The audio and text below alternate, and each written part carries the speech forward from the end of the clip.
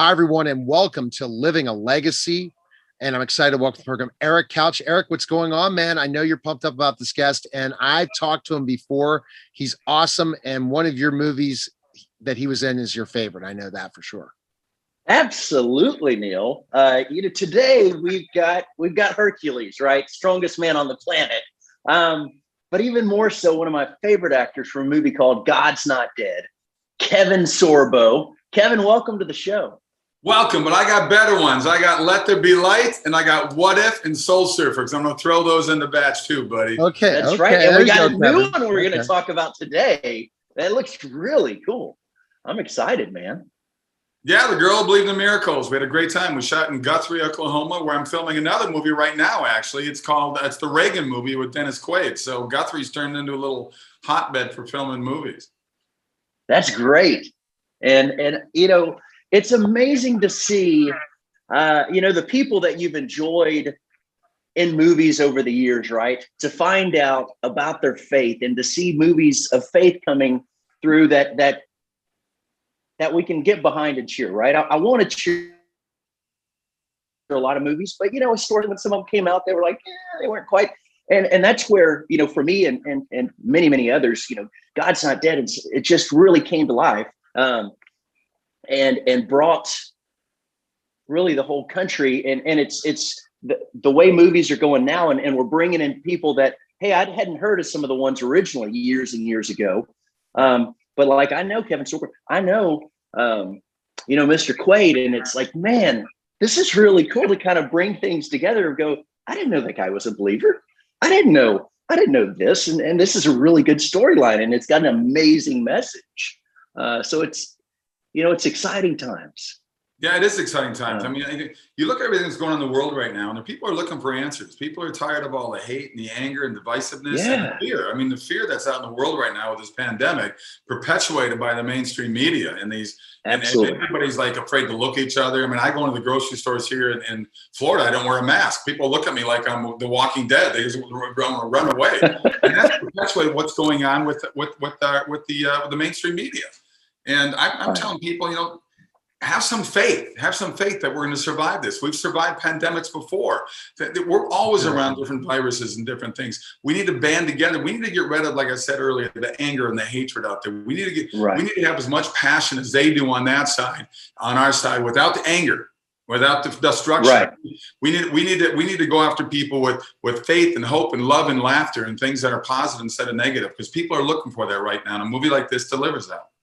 Absolutely. I think it does. And Eric, I think that's the thing that makes you excited to interview people like this for Living a Legacy, is that Kevin's living that legacy by, again, going from Hollywood to these types of films that are grossing huge amounts of money, Eric.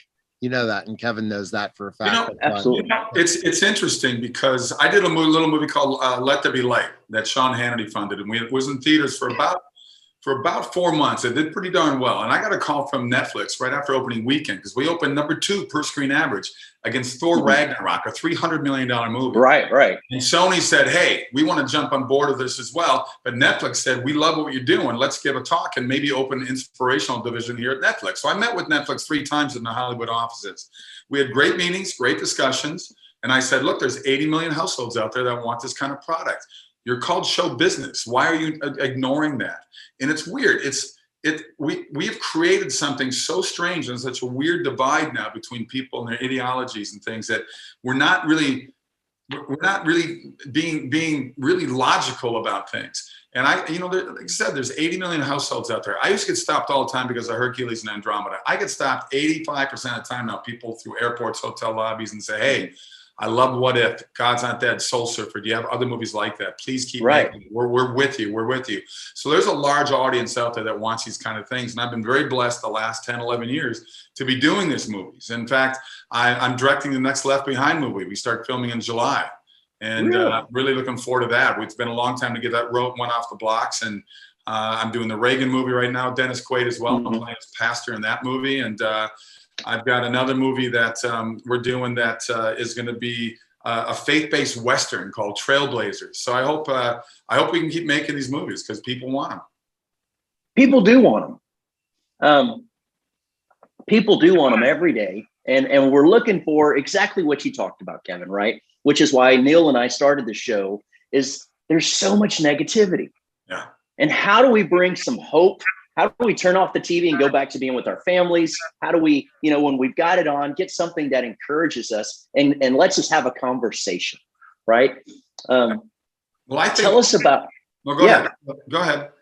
Well, just, tell us about, some of the key takeaways that you've had of stories that you've heard from people that have watched some of these movies, and the impact that it's had, conversations families have. You know what's interesting? The first time it really hit me was about a year after God's Not Dead came out. Right? My family and I, we were in Salt Lake City. We'd gone for a little ski trip. We were on our way back home. And this woman walks up to me. She had a beautiful little 7-8-year-old daughter with her. And she said, I wear a heavy accent. She said, are you Kevin Sorbo? And I could tell by the accent. And, her look, I said, she's got to be Middle East. And I said, where are you from? Right. She said, well, I'm originally from Iraq. She goes, but I saw your movie, God's Not Dead. And I was born and raised Muslim, but I became a Christian because of your movie. Yeah. Which is incredible. And that was the beginning. I get that quite a bit from people now. I even had atheists come up to me and say, dude, a friend of mine's a Christian. I wouldn't say your movie or that movie, whatever. Yeah, I thought it was pretty good. I thought it had a good message. I don't think the way you do. But here's the thing. I like doing movies. My next movie that's done in the can coming out is called Miracle in East Texas. True story set in 1930. It's in the vein of Green Book and Blind Side, where the message is there, but it's not hitting you over the head. I don't want to preach to the choir. I want the choir to support the movie they do. But we're called to harvest, right? So I'm hoping that movies like this and The Girl Who Believes in Miracles, I hope it's a type of movie that makes people stop and think a little bit, because we need more love and laughter and lightness in our lives. And I like to do movies where people can look at the character or any character and say, I know someone like that, or I'm like that. So that's what, I love doing these movies. I call them actors movies, because it's not all about visual effects. I like a good Avengers movie too, but the reality is I'll never be Hercules. You guys know Superman or Thor. I like to do movies about real people and real situations. Well, but you make a valid point there, and I think that's probably what hit for me big is, and not to keep going back to God's Not Dead, but you brought the character to life as the professor, as the atheist professor, and you portrayed him well. You didn't sugarcoat it, so that the atheist that's watching it can be like, yeah, that's me, right?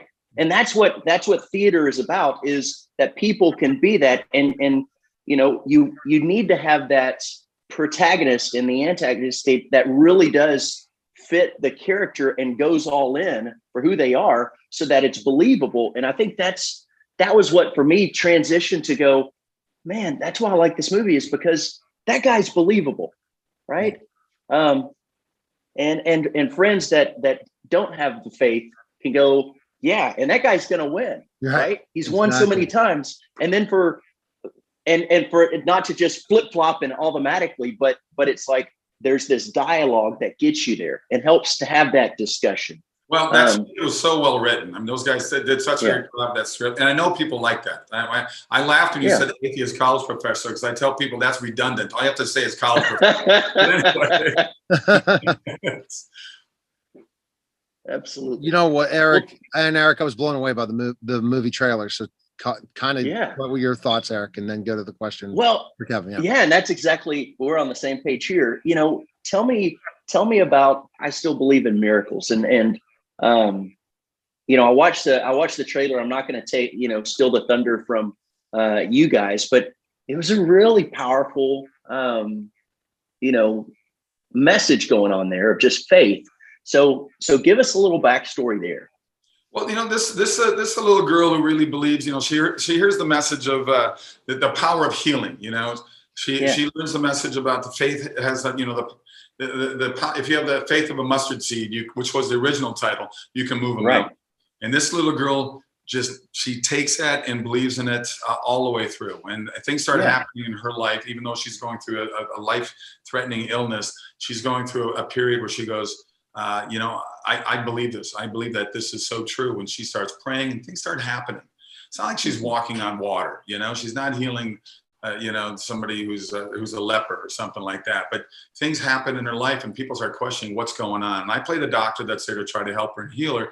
And he's a doctor I don't think he's really an atheist. He's more of an agnostic type of guy. And he just, he's the guy who believes in the science, and he doesn't really buy into it until more and more things happen until the end of the movie and his eyes are open. But, Mira Sorvino's awesome in this movie, Peter Coyote.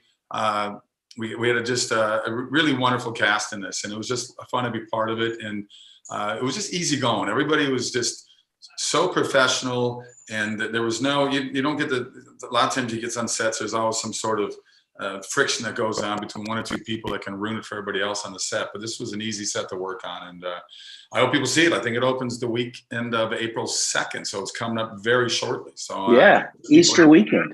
Yeah, I encourage people to go check it out and check their local theaters to see where they can see it in their hometown. Great time to have a message about faith and encouragement, man. Yeah. Eric, I can't believe it's a year since, I'm thinking this everything since the pandemic and it's hit, but that's just great again for films like this. And I'm looking forward to this Easter for sure, especially to be able to worship compared to last year where it was just really, really tough.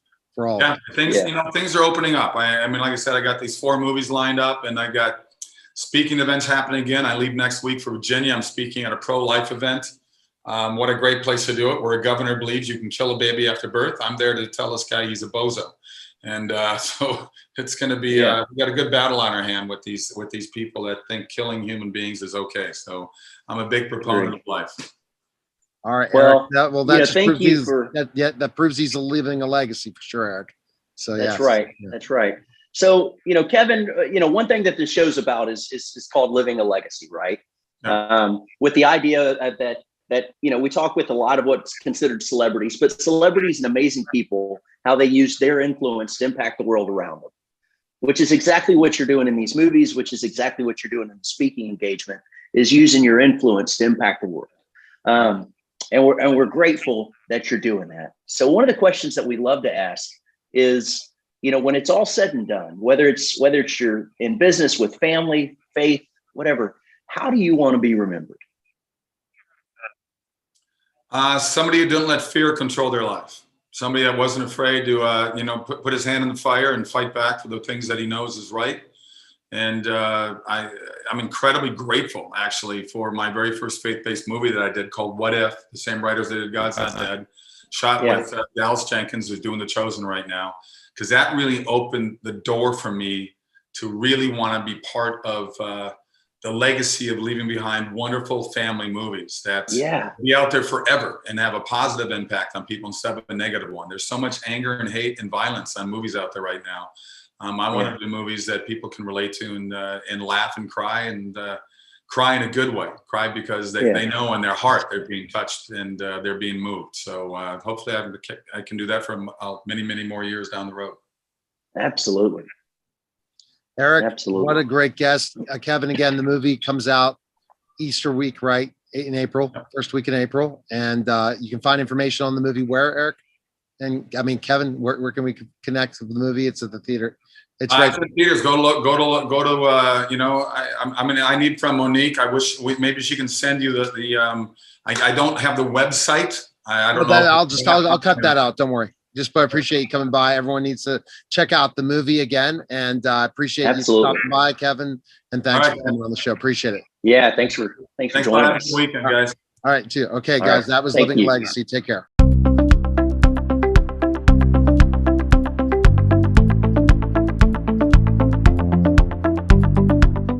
Observe a domesticated human family in their natural habitat, known to their species as the backyard. Hey, you think I should light it now? I think it's good. Yeah? Oh dear, someone is about to burn a pile of debris that's too tall, which can start a wildfire.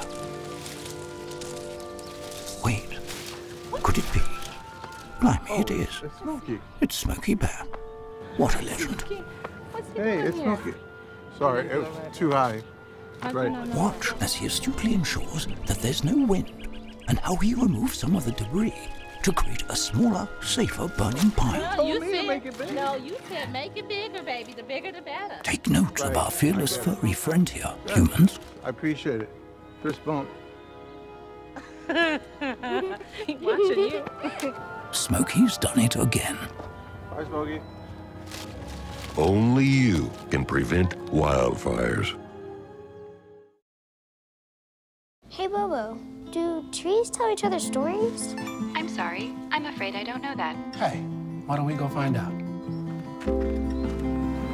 Listen. Do clouds take naps? I couldn't tell you.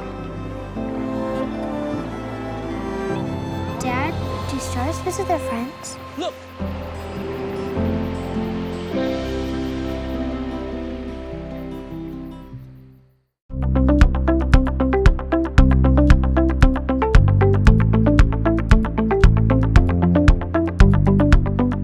We're back to the Neil Haley Show here on the Total Celebrity segment, and I just really am excited about our guests today. They're doing something fantastic, and that's one thing I love to always highlight. And I'm with entrepreneur and cancer advocate Bill Rancic, and also Lisa McKenzie, that one of the finalists for C3 Prize, which is Changing Cancer Care. And guys, thanks for stopping by, and I'm excited to chat with you today. How are you, Bill? Thank you so much. How are you? Yeah, So now thinking about things, Bill, how did that change your life in so many ways to want to partner with an organization like this? Tell us that story, Bill, how that became an important part of you. Well, about 10 years ago, my wife, Juliana, was diagnosed with breast cancer. And certainly it was a surprise, as probably anyone who's diagnosed with cancer, it was shocking. And fortunately, she was able to win the battle and overcome it. But on that journey, we both vowed that we were going to try to help those who were following on the road behind us. And I got an opportunity to be a part of the C3 Prize, which you said stands for Changing Cancer Care. And really, our mission is to improve the lives of people impacted by cancer beyond medicine. So what we're doing is we've created this global movement where we are trying to spark innovation by funding some of the best ideas out there beyond medicine. And I think that's so huge because that's such an important thing. And Lisa, tell us a little bit about how you found out about this and about your innovation to be a finalist. Yeah. Well, a friend of mine told me that you need to register and apply for this competition. And I applied. I was absolutely thrilled when I got called to say that I was a finalist because, there's lots of us in the country who are trying to make an impact and make a difference. We care so much about cancer survivors. And so to be recognized and given the opportunity to share my idea with so many survivors across the country through this prize is incredible. And my prize specifically is called Story Crafting. And we use the power of stories to help change the perspective that cancer survivors are facing. You could use stories for inspiration and hope and to unite the human race, but stories can also be used against us when we ourselves let them control the negative narratives inside of our thoughts. Our thoughts can dictate the way that we live. So we bring survivors together in our program. It's a 6-week peer group experience where they craft a story and they could put themselves as the lead in the story instead of putting cancer as the star. How important, Bill, is it to have a story, like to tell something? You talk about innovative practices that are involving medicine in a way that's not medicine. How important is it for things like what she's doing for cancer patients? Kind of tell us that story. Well, Lisa is an innovator and I'm proud of her. And if you think about, all the other areas that people who are on the cancer journey have to deal with, whether it's transportation to and from treatment, whether it's childcare, there's so many areas beyond medicine where people need assistance and need help, and we need innovation. So this is really important. And this is the 5th year the C3 Prize has been around. We've been able to award over $700,000 in grant money over the past 5 years. And I have to say the folks at Astellas Oncology, who I'm on behalf of here today, have really done a remarkable job because I've seen the work of this grant money and how it's really benefiting the communities in which these people are working in and supporting. And, Lisa's a great example. She was awarded $50,000 of grant money this year. And, as Lisa told me, that's going to have a tremendous impact on her mission and the amount of people she's going to be able to touch through her project. So, I'm proud to be a part of this. I hope everyone out there, wants to join this mission, because I don't think I've ever met one person who hasn't known somebody who's been affected by cancer, So if they go to c3prize.com, they can join this movement that we're starting here. And Lisa, I think that the stories helping people get through this is half the battle in dealing with cancer. The chemo, the stress, everything that you go through. You need to have something to keep that stress away. Wouldn't you agree, Lisa? That's why, again, that you came up with this idea of the stories, right? Because if you can talk about things, you can feel better about yourself. That's so important. Absolutely. I mean, we hear from survivors that, when they're released from the care of their physicians, that's a lot of times when the journey, the hard part really starts, because they don't really have a protocol after that. And they're just said, go live your lives. And their lives are turned upside down. And, they start living by the identity of the disease. We'll ask cancer survivors, tell us your story. And it's always, this is my surgery. This is what I was diagnosed with. And they leave themselves out of the story. And once we help them rediscover that they are beautiful, powerful, that everything they did in their life has led to them being able to even fight that disease, they realize, wow, first of all, I'm not alone, because it's this peer group experience, but then also they realize that they have the power. They just sometimes need a little help finding it. We miss, Bill, the fact that stress in the workplace, stress at home makes a disease go more quickly, and a lot of other effects happen. So I think that sometimes we don't talk about those things, Bill. And I think that's one of the reasons why you like partnering with an organization like this, right?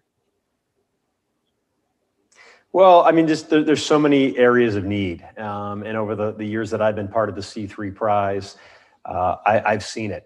Last year we had a wonderful winner of one of the grants, and she was providing free childcare for those women who are going through treatment. Oh, wow. And she was awarded a grant, and I've talked to her over the last year, and it's been remarkable how she's been able to put that grant money to use. So there's a lot of need out there, but the good news is there's a lot of amazing innovators out there who have brilliant ideas. And these ideas have come from necessity. They've come from their hearts. And that's what makes this program so special. So, if you want to be part of the movement, again, c3prize.com. We are just thrilled with the response that we've gotten over the past 5 years. And, I'm more excited to see where the next 5 years go with this. See, I'm excited because I wouldn't have thought about this. This is something to talk about. I partner with some caregivers, and they talk about they have a caregiving mission in so many ways, Bill. And to hear these things and hear these different ways of doing it is fantastic, and should be out there more. And Lisa, you should be definitely commended for your project and how you're helping change the lives of many people. Thank you. And I appreciate the fact that Estelle has offered me this opportunity to be recognized for my hard work. There's so many people like me who are trying to make a difference. And when someone comes along and pats you on the back and says, keep on doing the good work, it really does spur us on to go so much farther. And so I can't be more grateful for this prize. And Bill, what would you say to people that might have an innovative idea, what they should do, especially for next year and moving forward, to help people that are suffering through cancer? Well, they should definitely go to c3prize.com and learn more about this program. But, I will say no idea is too big or too small. And, even if it's just an idea, perhaps we can help launch it, or if it's something that's been, in the works for several years, but just needs a little bit of boost, needs a little bit of love. That's what this program's about. The C3 Prize is really here to help fuel innovation. And, we can't stop it. It's something that is just needs to be done. And again, there are so many great ideas. I've been so inspired over the years that I've been part of the C3 Prize, just seeing these ideas and how they've been able to germinate and how they've been able to impact the communities in which they serve. And this has been a global program. We've given grant money to finalists in Nigeria, Colombia, Canada. I mean, literally all over the world. So, we are really touching a lot of lives, not just here in the United States, but, globally. And that's what makes this even more special. Well, I love highlighting this organization, love hearing about this and the great work that both of you two are doing. And thanks again for stopping by, and best of luck in the future with all your projects. So thanks again. Well, Thank you we'll so hopefully much. see you next year. Oh, yes, I Thank hope you. to. I want to talk to you again, Bill. Appreciate it. All right. You're listening and watching Great. the Neil Haley Thank Show, you. and we'll be back in just a moment.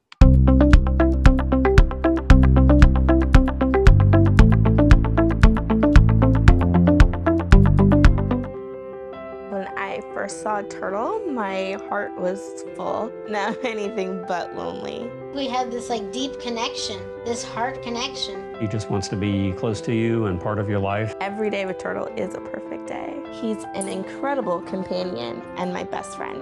When I'm holding her, it makes me feel calmer. It's a sensory thing. It's a thing with Asperger's. I've seen adults react to my daughter when she has meltdowns, like she's from a different planet. And this little animal just sat next to my child and was just like, you know, it's gonna be cool. When I retired from the Navy, I found myself on a void in my life that had been filled by the people that I served with. Tommy really brought an important factor to my life. I think everything he does shows how much he loves us. When we adopt a shelter pet, we discover they're a little bit of a lot of things. But they're all pure love.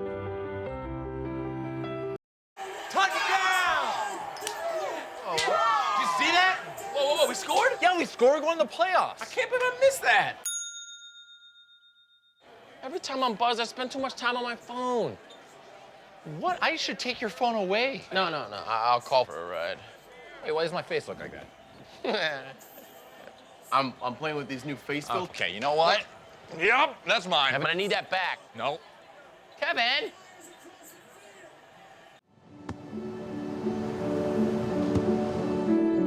I don't remember how it started.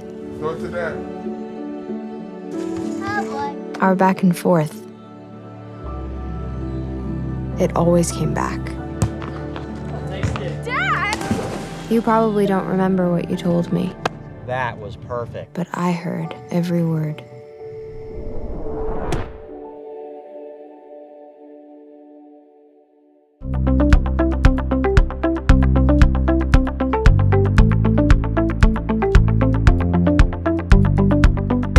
Hi, everyone, and welcome to the Neil Haley Show's Total Celebrity segment. I'm excited to welcome the program.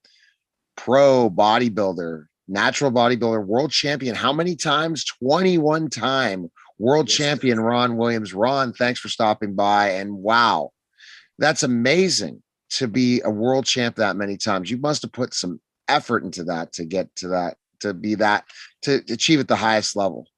At least a little bit. Just a little bit. Oh my gosh. So let's kind of go back to the journey.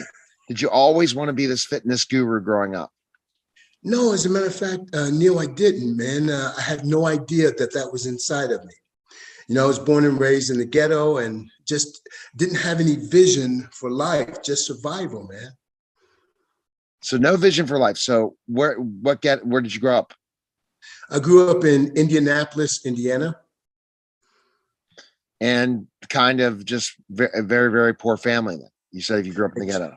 Yeah, extremely poor. And yeah, survival was the thing for me. I just wanted to, try to survive from one day to the next. And that's the point and the challenge, Ron, is just dealing with surviving in life. And when you go through these ups and downs. So when you were at that time point where you were in survival mode, did you ever think you'd be where you are today? Absolutely not. I had no idea that that was inside of me, that I could ever do anything that was worthwhile. I was, like I said, born and raised in the ghetto, but I wasn't raised by my parents. I was dropped off at the babysitters, and just a really, really rough time, as a youngster, man. Absolutely. So what kind of turned you around? When you were growing up, were you a good kid or were you mischievous? I was the worst. The worst. Oh no. I was the worst. Yeah. For a lot of years, I was suicidal. When I almost died, I didn't try to kill myself after that, but I just didn't like life. I didn't love my own life, so I didn't care about anybody else's either. How old were you when you were at that rock bottom point? I I remember being depressed from the time I was probably 3 years old until I was 28. Oh no. And Wow. at 13, I was, is when I stopped trying to commit suicide. So what changed? So you said you're dealing with depression to 28, but at 13 years old, how did you kind of get a little bit out of that rut? What did you do to change that? Well, two things actually happened. I had a good friend of mine, next door neighbor. He fell out of a tree and he fell on a rake. Oh no. And the rake hit his head and just penetrated his head. And this guy didn't die. I thought for certain he's gonna die. He didn't die, but he was deformed.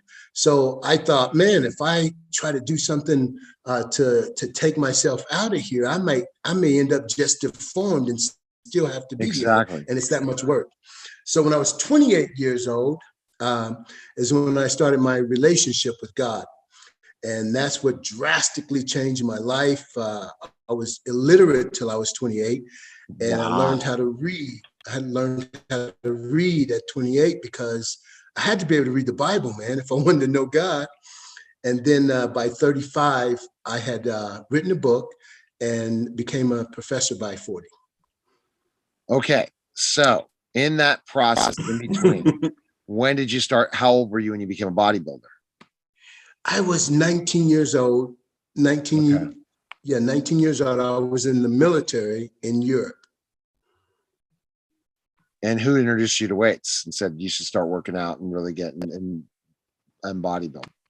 Well, at that time, I was on the Army boxing team. And after several fights, we had been running 13 miles a day, Neil, and my body got extremely lean. And my boxing coach said to me, "Have you ever thought about bodybuilding?" I said, "Man, what are you talking about? I haven't lost a fight." I thought he was telling me I was washed up in boxing. So I went about 200 miles from where I was stationed. I was stationed in Nuremberg. And I went about 200 miles from where I was stationed and competed and did extremely well. So from that point on, I quit the other sports and just started doing bodybuilding.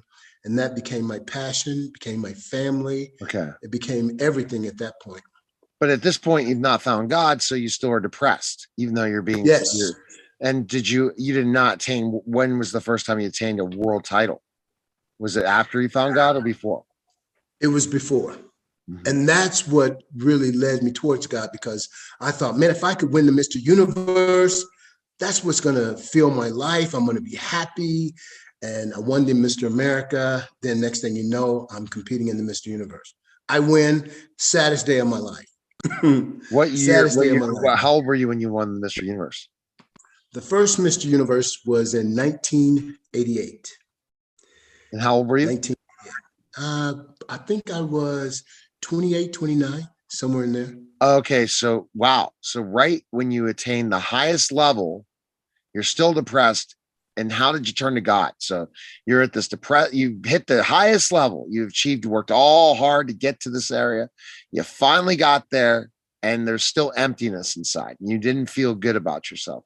What made you turn to God? Well, I'd heard my whole life how God loved me, but all the pain that I went through as a kid, not being with my mother, not being with my father, not having Santa Claus come around, all of the abuse that I went through as a kid, I thought, I believe there's a God, but he must hate me, because if he's really God, why didn't he help me through this? So at this point, I'm utterly depressed and I'm empty, and I win the Mr. Universe. I'm thinking, this is my night. So I win the Mr. Universe, go back to my hotel. People tell me, Neil, they were saying, it just hasn't hit you yet, but you're going to be so happy about this. I just became more and more depressed, more empty. That's when I said, God, if you're really real and you really love me like these people say you do, then change my life. Help me to be different. Yes. And so that's when it happened, man. You decided to be different and you chose to be different. And there you go. So you only won one Mr. Universe. You got a lot more to win. So what changed when you started working for God? When you put God in your life and training and all that stuff? Did it change you? Did it change how you lived every day? Kind of tell us that testimonial. Okay, what happened was I competed the following year. I took 6 months off, Neil, and I fasted and prayed. I did a 40-day water fast because you know I saw in the Bible people were fasting. I lost 52 pounds. Oh my gosh! And I decided I'm going to compete again, but this time I'm not going to compete for me. I'm going to compete for God, and I'm going to help other people. And so within 6 months, I got back in really, really tip-top shape and won the Mr. Universe the next year. But I was just so pleased. One thing I understood with this, Neil, was that I am not Mr. Universe, but I appreciated that God allowed me to hold that title of Mr. Universe, and that it would be something that would open doors for me to be able to help other people and also to grow myself personally. Because I still had this real narrow mindset that hadn't yet branched out into an entrepreneurial mind. We're going to get there for sure in this story. As so you're going through winning them, doing it for God, and you got to be competing for a lot of years to win that many. The people say, "Are you kidding me? Are you?" They're probably like, "Are you kidding me? You win 2 or 3, fine, but you're not going to just keep winning over and over again." And you did. Yeah, Neil, I'm going to tell you something. People would call me, some of the competitors, they would call me at the bigger competitions and say, when are you going to compete? And I would tell them they were trying to find out because they were not going to show up. So you choose certain ones to compete in. So you don't do all of them, right? There's a big circuit of different events in the bodybuilding. How's that Mr. Universe work? How does it takes place? How many days and how does that work? Yeah. Well, one thing is in order to compete in the Mr. Universe, you have to qualify for it. You have to place in the top 2 or 3 in the Mr. America. And then once you place in the top 2 or 3, it qualifies you to be on the US team. And so you didn't win, you just wanted to qualify. Your goal was the Mr. Universe always, it sounds like. No, my goal was to win the Mr. Universe. Yeah, every year. And you were, and you did. So how old were you when you won the 21st? The 21st, how old was I, sweetheart? 40, 45, 46. Oh my gosh. Wow. And these guys are half your age and you're beating them. Yes. Well, this is the thing, Neil. I won the Open, the Professional, and the Masters. All in the same. Gosh. Yeah. And they're like, what's going on here? So after you won the 21st, is that when you decided I'm going to change my direction? I've done this. Now it's time. God's leading me to something else. And that's entrepreneurship. Is that where it happened? Well, I've entrepreneurship probably started maybe 20, 25 years ago. And it just became bigger and bigger and bigger. And then I started doing ministry. I'm also a pastor of a church. Oh, wow. Yeah, I'm a pastor of a church. So it just became too many irons in the fire. And bodybuilding is a all-consuming sport. It consumes everything. Right. So what year did you start as a pastor and entrepreneur? It was that after, so you did that coinciding with doing the Mr. Universe? Yes. I did them both at the same time, but when I started developing physical products, that made it really, really hard because, you know, we have our inventory coming out of China, and there's just a lot of logistics that goes along with that it actually I was fragmenting what I was trying to accomplish. So based on natural bodybuilding, did you pave the way to say what you did as an entrepreneur, other guys wanted to start to emulate? Because a lot of those guys don't make a ton of money, right? Just doing the bodybuilding alone. Absolutely. You're so right about that. You know, you have to do, when you start off in bodybuilding, it has to be for the love of the sport. And in order to get to a certain level, you have to be genetically gifted. If you're not genetically gifted, there's some things that you can do. It's like Michael Jordan. He would not be a great bodybuilder, but man, what a basketball player he makes. So much so. Yeah, definitely. So, and you are the Michael Jordan of natural bodybuilding. Is that what people consider you? No, as a matter of fact, I compared myself to Michael Jordan once. I had retired for 7 years, went into the ministry. Okay. And again, I went on another 40-day fast. For 7 years, I'm not competing, not even working out very hard. And I remember when the Lord asked me to retire, and I retired with alligator tears. I just did not want to retire. Right. And so here I am behind the pulpit, Neil. I'm preaching the gospel. My gosh. And as I'm preaching, I hear this voice say, "You can have it back." And I mean, it was hilarious. It was hilarious. Here I am, this old guy, going to go back into the sport of bodybuilding. I'm standing up in a suit, but I imagine myself with this congregation with my little posing trunks on, preaching. And I start laughing. So the congregation start laughing. And I'm thinking, if they knew what I'm seeing, they would know what I'm laughing. So I laugh even harder. But I left that day and I asked God, I said, "What was that?" And he said, "I want you to go back into competition." And I said, "I don't want to be like Michael Jordan. I don't want to come back and just be good. If I come back, I have to be the best."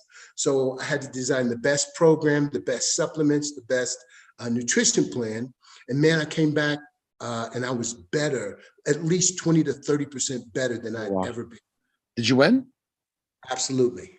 Oh, wow. And then that's the way you walked away. So you won 20 of them, retired, then went back for 21. No, what happened was I had won 7. I came back and won 7 competitions in 1 year. It was 7. I won 7. I was retired for 7 years, competed 7 times. Then I took a 7-day vacation, 777. So during that time, you created your own products. So that's really the big entrepreneurship, right? You figured out, I got to be able to make money, and not just in the sport, but I got to figure out money that's going to be real lasting money for your legacy, right? Absolutely. And with that, the ironic thing about this is every product that we've ever created was out of a personal need. I became the demographic, and just so happened other people loved what I made and they wanted it also. So then we took it to the market. So what kind of products have you created? Well, a lot of them are fitness products. We have supplements as well as physical products. One product that's gone crazy, man, is a in-home fitness piece of equipment called the Iron Chest Master. Oh, it wow. is amazing. Yeah, it's gone crazy with sales. Then we have nutritional products, and so we just really enjoy doing that. And we also have an online fitness program that we administer as well. And what do you think the big thing you're promoting right now, going out and doing stuff? What is the big thing you're trying to promote right now? Your story? What would you say, Tony, right now? Or Ron, what are you saying? Yeah. Well, the real key with me is we have a program that includes mind makeover. And the biggest thing for me, Neil, was I had an impoverished mentality, which helped me to survive. But in order for me to thrive, it all had to take place between my ears. My body will do nothing unless my mind gives it permission. So I began, what happened to me was there's a true transformation that took place. And when I say transformation, a lot of people look at that word and they only define it as a change. Okay. The transformation is a change, but it's without the ability to go back. A caterpillar turns into a butterfly, he never crawls again. So I'll never be that same guy that I used to be. I'll never be that depressed guy. I'll never be that guy who thought really, really small, because everything has been wrong. Yeah. And you want to teach others that same thing then, right? Yes. One thing is that it's possible. It's that you don't have to stay in the condition that you're in. If you don't like it, change it. Exactly. And so how do you kind of go through that whole process of that state of life to say that, like, what is that? Like, what do you tell people that are in a rut right now because of COVID or want to try to change their life and get out of what they're currently doing? Well, if as I said, if they don't like their life, then there's a mechanism inside of you. One of those things is what you have to say about yourself. A lot of times we don't realize that how powerful our words really, really are. And our words come from thoughts. And those thoughts are sometimes come from what other people said or what they think about us. but there's an inner part of me that wants Right. to hear what I have to say about me. So say, for instance, if you say to me, Ron, you're stupid, I have a lot of respect for you. No, you're not supposed to say right to that, man. I'm 6'10", so I'm a big guy like you, not built like you, but a former pro wrestler, 6'10", 300 pounds, but not the muscle I had before. Never like muscle like you. I'm just playing with you. But no, I'm just answering you. No, you're not. Okay. So, but that was so you tell me I'm stupid. I respect you a lot.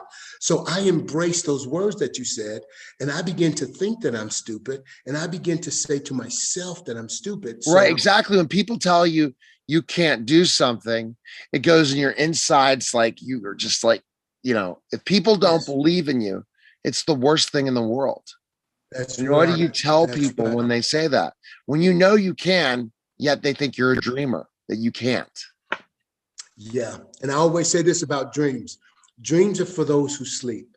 But now it's time to wake up, roll your sleeves up, turn that dream into a vision, and put some hands and feet to it and bring it to pass. And the only way you can do that is by being focused and have intention. You can't go willy-nilly to go after your goals, right?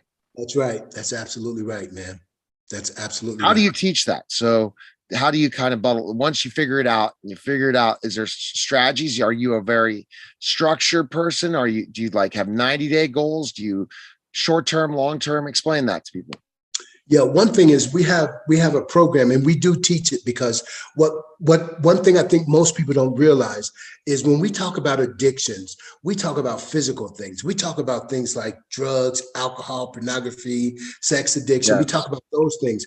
But and what makes those addictions is they release endorphins, and we're drawn to those things. But what most people don't understand is we can have addictive thoughts. And those thoughts can be negative thoughts that actually release endorphins. And we'll fight for those, and we'll manipulate. We'll do whatever we need to do. First, we identify the addictive thought process, and we begin to go through a 12-step process to help them reverse, which part of that is visualization. It's developing your I ams. I mean, it's a long process that we take them through. And man, some of the results we've seen are tremendous. And what I had to do is, this was a long process for me. I began to go through and troubleshoot what I went through, and we began to document it so that we can transfer it to other people. So you really look at your challenges you've gone through and how you overcame them to teach others that when you have those bumps in the road, to keep moving forward and break through that wall, it sounds like. Neil, I was born for this, man. Every challenge that I ever went through has turned into a blessing so that I could help somebody else. So you kind of look back and say you made a decision a couple of years ago to kind of take a step back for the family or some reason. And then you look 3 years later and say, why did I? But yet now I'm making that decision to change. You don't look back, you keep moving forward, right? You want to look at that. If it was a mistake or it was something that was needed, you'll understand more later why that was needed, it sounds like. Well, one thing, the mistakes that I've made, one is I've dealt with, some people say, well, your past is your past, leave it there. But the problem with that is if you don't deal with your past, you're moving forward, living in your past. Right. So what we have to do is face the past, face the demons, as they say, face the demons, close the door, then turn around so you can see your bright future. But your past will track you, man, if you don't. If so you really want to look at the past so you don't repeat, your history doesn't repeat itself. Absolutely. And looking at, so you draw it out in journals. Ron, what do you do when you look at specific parts of your life and want to make sure that you don't make those mistakes, but you also learn from those things so that you do implement things differently now? Do you write them down in journals, take notes? What do you do? Absolutely. I write them down and then I rewrite it, man. Rewrite it the way it's supposed to be. So you're a journal, you like journal writing then, it sounds like. I really don't, but it's necessary. Well, you don't like it because you're always going, but it's necessary. You teach people how important it is to write those things down. And absolutely. And rewrite them. So what's the purpose of rewriting them? So let's say I take notes and say, okay, I remember this. Like there, I was in this one room on Clubhouse about journal writing with a bunch of women. And I was thinking, I don't have time to journal write. Tell us that importance of why. Well, this is the real reason why, because sometimes you have thoughts that float around in your head. If it's not spoken or written down, they just continue to float. They're not made concrete. So I'll give you an example. Like I was sexually molested as a child. Oh no. And that affected me terribly in the way that I thought. So I go back to that time, those same feelings and same emotions, they also have triggers. So if you were to touch me a certain way, it would take me right back to that time as if it happened yesterday. So I would go back to that time, rehearse what it felt like, rehearse what I thought, rehearse the person who did that. And then I had to go through a process of completely releasing them and forgiving them and rewriting that story, because otherwise I get stuck. As that 3-year-old child that was molested, here I am, a grown man and an adult, still feeling those same feelings and emotions as a 3-year-old.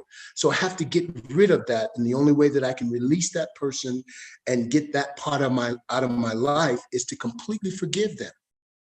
And so I wrote it down. Some of the people that abused me when I was a kid, I actually had to go to them and say, why? And then get an understanding, release them, and move forward. I mean, I had so many things, Neil, that I had to troubleshoot so that my life could get back on track. I understand why young people go through what they go through. And it's a type of PTSD. Right. If you were to look it up, it's called HOOD, HOOD, Hood's disease. And it's a real term that psychologists and psychiatrists use. All right. So to go ahead now, what you're talking, can people take your course now, Ron? Are they able? Absolutely. Where can they go? Well, that particular course is yourchampionbody.com. And what we do is we want your physical body only to be a reflection of what's taking place inside. So as your inside changes, you also see the outside change. That's where transformation takes place. Wow. And then your products are available on the website as well, or do you have a different spot where your products are? Yeah, we have Your Champion Body website. We have Iron Chest Master, and we also have RonWilliamsMinistries.com. So you're busy still doing the pastorship while doing all the other stuff. How do you find time for all of it? Well, one thing is the products, that's what I do. The ministry, that's who I am. That is who I truly love people, and I haven't always been able to say that. I love people, and I want to help people and see their lives change, Neil. And so what's your ultimate goal, I guess, is the living the legacy, it sounds like. Right, Ron? Living the legacy. That's right. That's right. I want to live the legacy. And I listened to one of your podcasts, a couple of your podcasts, actually, with Kevin Sorbo. And I just thought it was pretty awesome, man. Yeah, no, it's interesting, all the different people I get to interview. And you're an amazing guy. Definitely like to have a part 2, but more of just taking us down a different road, Ron, than just this. You know, there's a lot of your story. Just we could cover one chapter, each lesson of what you can do, but all those different things. So have you jumped on Clubhouse to share your story yet? Have you? No. Or do you have an iPhone? I do. You need to get on Clubhouse. And any other people invited you yet? No? No. Clubhouse is amazing. It takes up time, but it's worthwhile and it's inspiring. So definitely great connecting with you, and appreciate coming on. And everyone needs to check out all your different stuff and inspiring. But I mean, the inspiring thing is you're the Michael Jordan of bodybuilding, and I couldn't imagine 21 championships. And this is your fruits of your labor is what we're seeing in your home gym right over here, right? What you're showing. That's right. That's right. That the fruits of your labor to have a nice gym like that, where you can work out and not get COVID, keep training and doing what you need to do. So I appreciate you stopping by, Ron. Thank you so much, man. God bless you. Appreciate God bless you too. Take care. Okay. All right, guys. That was the Neil Haley Show. Take care.